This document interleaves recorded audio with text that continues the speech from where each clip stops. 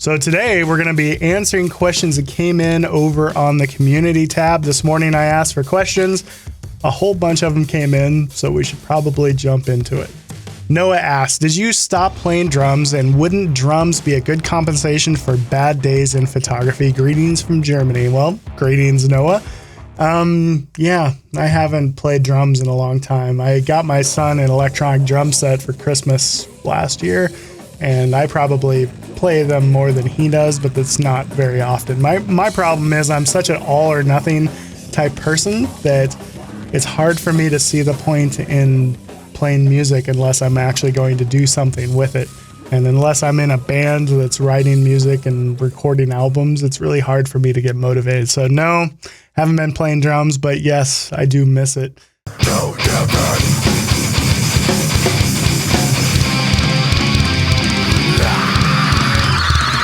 Maro asks, recommended starter camera and lens for landscape photography, and what ND filters do I think is the best?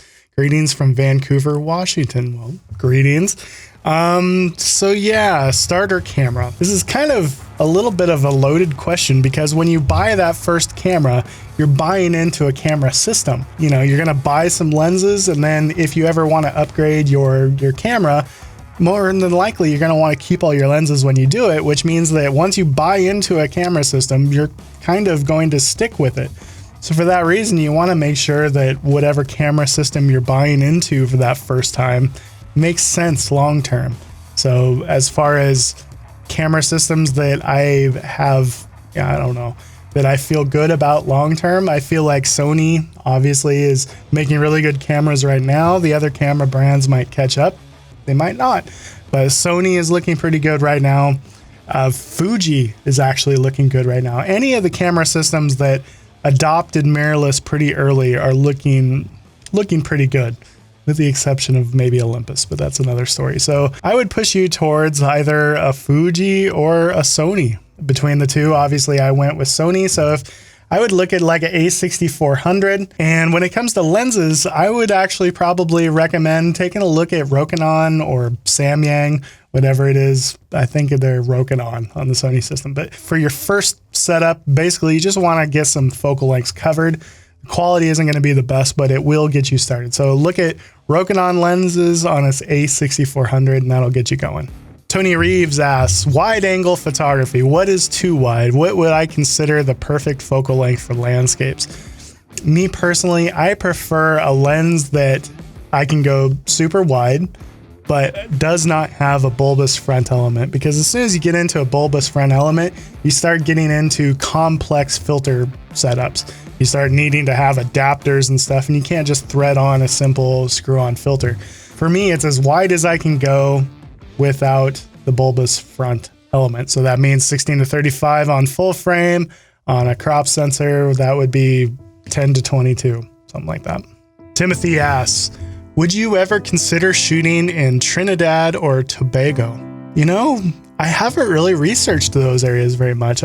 Honestly, I don't know what all is there, but I would always consider it. Yeah, there's so many places in the world that I'd like to see, and you know, I've traveled quite a bit because of photography, but before photography, I didn't travel at all. You know, I was a poor person stuck at home. Traveling was not something that was ever even on my radar. So there's a lot of places in the world that I'm not aware of and I don't know about. And Trinidad and Tobago, I don't know. I'm interested. I'll check it out. Maybe I am. I don't know. Soren asks, I'm interested in how much you focus on getting the shot right at location as far as exposure, graduated filters, or do I just plan to post-process corrections when taking a shot? I'm an old film photographer and I try to do the former and never depend on the latter, but then again, I still pull out my 4x5 camera from time to time to shoot film. So when I shoot on location, I'm trying to get the files that I need in order to put the photo together in post-processing. Because I know all the things that I can do in post-processing, it changes how I shoot. I'm not trying to get things to look perfect on the back of my camera. I'm trying to collect the best data I can on location. So what I mean by that is, for example, if I'm photographing a really flat scene, you know, I'm shooting from a vista at a landscape that is pretty flat, not a lot of dynamic range, rather than making it look good on the back of my camera, I'll actually overexpose it and get that histogram exposed over to the right. It's not going to look good on the back of my camera, but that is going to give me a lot more color information and better information to work with in post-processing. So on the other hand, if we have a scene with a large dynamic range, I'm always going to bracket my exposures in that situation because it's going to give me the cleanest shadows possible. So rather than trying to expose for my highlights and then boost up my shadows a whole bunch, if I have that high dynamic range scene, I'm always going to bracket my exposures and then blend in a darker sky with a brighter foreground. That will give me the highest quality results. Problem becomes if I have anything moving on my horizon. Let's say we have trees breaking the horizon on a windy day. I'm never going to be able to line up two different exposures and blend them together because stuff is moving on that horizon line. So that changes how I have to shoot. I am either going to expose for my highlights and then be forced to brighten up my shadows, or I'll do something even more complex where I'll bracket my shots at the time, and then I'll take that shot that I've exposed for the brightest highlights, I'll create a copy of that, I'll brighten that one up to the same brightness as my brighter exposure bracket, and then I'll blend in the horizon line from the faster shutter speed that matches the sky, and then I will blend in that darker sky from the normal exposed sky frame, and then I'll blend them all together. It's way harder to explain than to actually do, but you get the idea. I always shoot with post-processing in mind. I don't try to get it right on the back of my camera because I know what is possible in post-processing. A lot of times, if you're trying to get things right on the back of your camera, you're making sacrifices. Either you're going to not have very much shadow information in those darker shadows, or you're going to purposefully blow out some highlights, or you're going to have to use graduated filters that are a destructive workflow and can't be undone. So yeah, I try to shoot with post-processing in mind. So Mario asks, which is better according to me, bracketing a photo or HDR photo? So they're two different kind of terms. Bracketing is the act of taking three different or however many different images at different exposures. That is something that happens while operating your camera. HDR is a process. It's a high dynamic range photo. So most oftentimes we associate that with old plugins like Photomatix or Aurora HDR, or even inside of Lightroom, there's an HDR feature. And then what that does is it takes those bracketed images that we took and squishes them together into one file that has the full dynamic range. I think what Mario is asking here is exposure blending better than blending to HDR? I would say exposure blending most times is always going to be better because you're in full control over what's happening and what information goes where. So for example, if we take a dark sky image and a bright foreground image and blend them together at the horizon line in Photoshop, we know that our shadow information is going to be 100% clean. We know what files went into what part of the image. But for example, if we take those same two files, open them up inside of Lightroom, and then merge to HDR, it's not always 100% that it's going to use the darker exposure for the sky and the brighter exposure for the foreground area. There's going to be the occasional anomaly, and sometimes you're going to run into ghosting artifacts, and then you have to use the de-ghosting feature inside of the pop-up panel, which oftentimes creates little patches of noise inside the photo. There's all kinds of problems that can arise. So the short answer is exposure blending is always going to be better than any automated plugin because you're in full control. It's way more difficult and there's a lot more skill involved. It's a better quality result in the end once you learn how to do it. Wade asks, when am I coming to shoot in the Southern Hemisphere, such as Australia and New Zealand? Are any of those locations on the radar? Yes, New Zealand, definitely want to go. Australia, I'd like to see, although you guys got lots of poisonous things there. But yeah, I definitely want to go to the Southern Hemisphere. I'd love to see Tasmania. There's a lot that I'd like to see down there. Australia, New Zealand, definitely on the radar. Robert asks, when am I coming to the Northeast to shoot? Every winter, I want to go up to Maine. I would love to see some of the really beautiful, iconic lighthouses you guys have up there. And one of the things that you guys have in the Northeast that we don't have in the Northwest is seascapes with ice. It's such a unique combination of things. I'd really like to see it. RJ asks, do I ever sell prints? If so, is it only by request or do I have an online store? Are prints even worth the headache? So they can be worth the headache, but you have to really dedicate a lot of time and energy into making sure that you're set up really well for it. For me, I'm gone so much that it creates a big problem. And for that reason, I mostly just turn people away when they ask for prints nowadays, because I'm never home to actually fulfill them. In order for me to properly fulfill stuff, I would almost have to have somebody at home or somebody that I can send those orders to fulfill them. I'm just not set up for it. I think it can definitely be worthwhile, but it's not going to be as profitable as it once was because there are so many photographers also selling prints. Leonard asks, have I used or considered using a tilt shift lens? And if I plan to, it might make for a good video. So no, I don't use a tilt shift lens, never really have. The main advantages for tilt shift lenses are perspective correction. So you can have lines that are still vertical and not getting skewed by tilting down with the wide angle lens. Also, you get basically a sharpness benefit where you can get things pretty much sharp from front to back. You can change the sharpness plane. So a little bit of post-processing knowledge actually negates the need for a tilt shift lens, at least in landscape photography, because I can focus stack and get things sharp from front to back.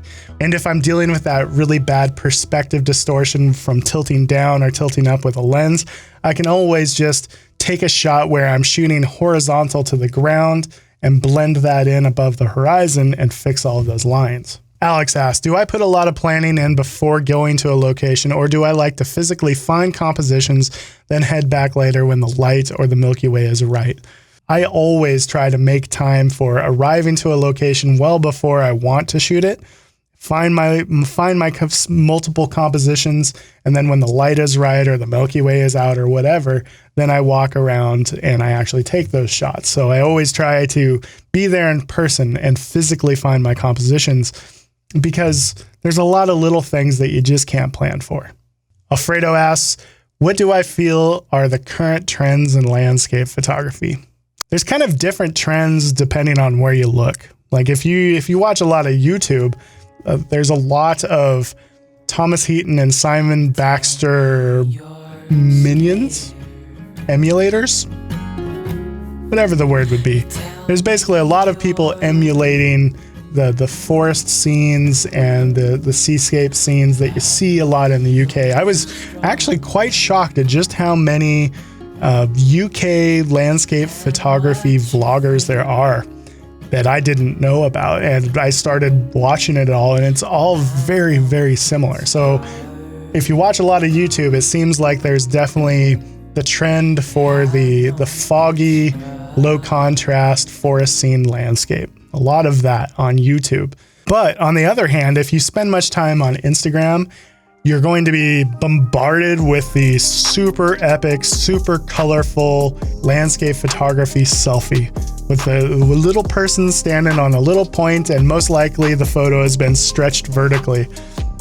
It's just a thing. I think the reason it's a thing is because on Instagram, all the photos are viewed about this big, which means they have to be super epic to grab anyone's attention.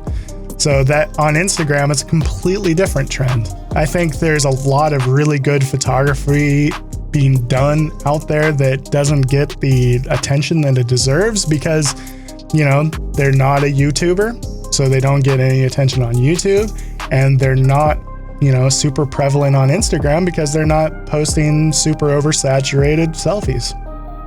So those seem to be the two biggest trends right now. Steve asks, do I print my own images? If so, what is my workflow? I don't print my own images. I want to. but I'm just not home enough. And the only way I would really set up a print lab at home, a print station at home, is if I had enough time to dedicate towards doing it right. And if I spent enough money on a printer that I can print fairly large, because I like to print big. And for that reason, it's never been cost effective for me to actually buy my own printer. I always just send stuff off to places like Bayphoto.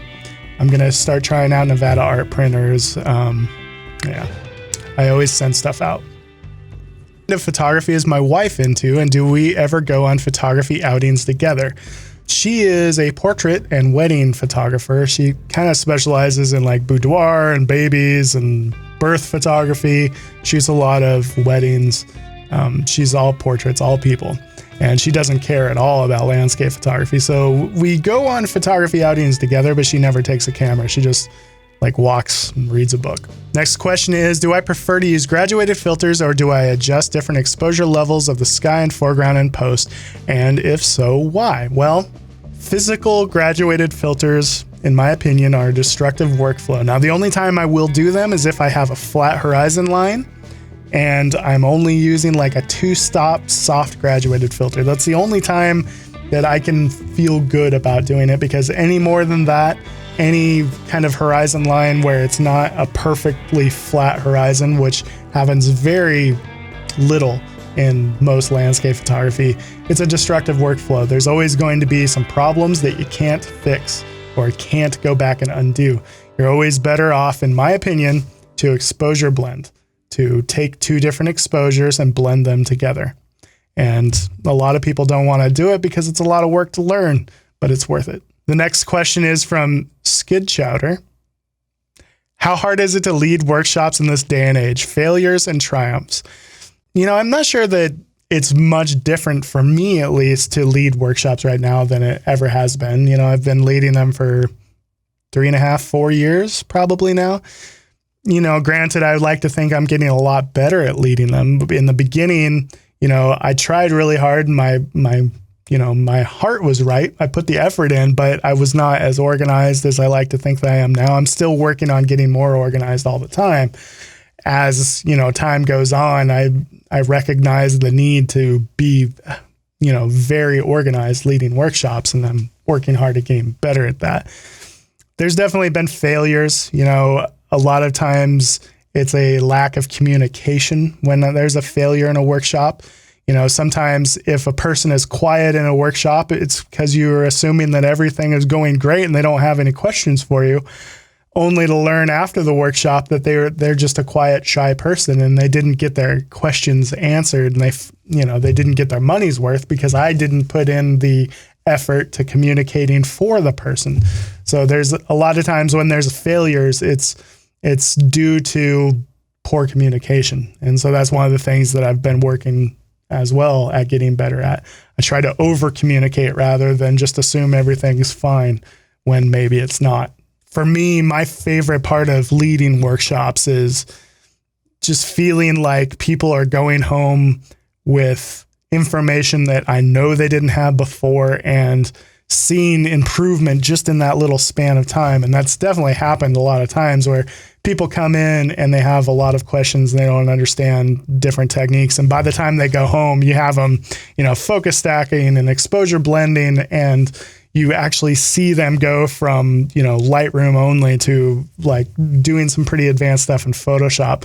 That's some of my favorite stuff. And, the locations we're going to, the reason we lead workshops in the places I like to lead them is because they're a photo-rich environment, but it's not so much about getting good photos at the time. It's about going home with the knowledge of how to do it, maybe in better conditions. Because a lot of times when we're leading workshops, that they're not during the most perfect light, because you're not going to get that. You can't plan for perfect light a year in advance, but it's a perfect area to teach these different techniques that I teach, at workshops. So my favorite moments are when people go home and they're doing techniques that they were not doing before, and they go home with so much more confidence and excitement about, their next photo shoot because they have all these new tools available. Ross McKenzie asks, blade or mallet? Mallet, because I'm a terrible putter. Next question is from Ken. Why do you love photography? Thanks for all your videos. Please keep doing what you're doing. I love photography because it's a way for me to get outside, to spend time doing what I love, and to be creative while doing what I love. You know, spending time outside and in the most beautiful places that I can think of. You can't ask for a better way to spend an evening or a morning or a week. You know, that's, in my opinion, that's our natural habitat as a human, is to be out in the great outdoors. And to not only be able to go out and enjoy that time outside, but to try to bring a piece of that back and to create that into art of some kind, to hang on to that moment and to share with other people. It's really cool. It means that, you know, I'm not only outside when I'm outside, but I'm also outside when I come home to post-process that, and then I get to share that experience with everybody else. It's also what I like about creating YouTube videos, is that I'm talking about the things that I love doing, and I'm, you know, kind of sharing a memory. Sometimes I get really hung up on playing the YouTube game. You know, my videos don't get a fraction of the reach as some of the, you know, my top 5 tips on how you can be a better photographer, top 5 things that you are doing wrong. For me, creating videos is not about being popular. It's about sharing my experience with the outdoors with you guys, reliving it for myself. And I need to stay in touch with that, I think. You know, it's awesome that you guys can learn a thing or two or get a little nugget out of some of the videos I make. But in the end, I need to make videos for me rather than just trying to, you know, be the most popular YouTuber on YouTube, which I will never be. And that's okay. Sometimes I lose track of that. It's not about being super popular and getting picked up on every single photography news outlet because I shared my top 5 favorite plugins. It's about just sharing what I love and trying to make you guys better in the process.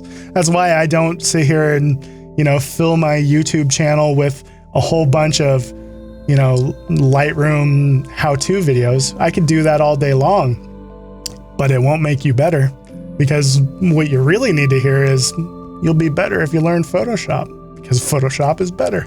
And if you want to make good photos, you should take more photos and practice, because that's the truth of it. That's what I got for you guys today. Hopefully this has been at least semi-entertaining, and we'll catch you guys in the next video. Take it easy, everybody. I'll try to get through more questions next time. Bye-bye.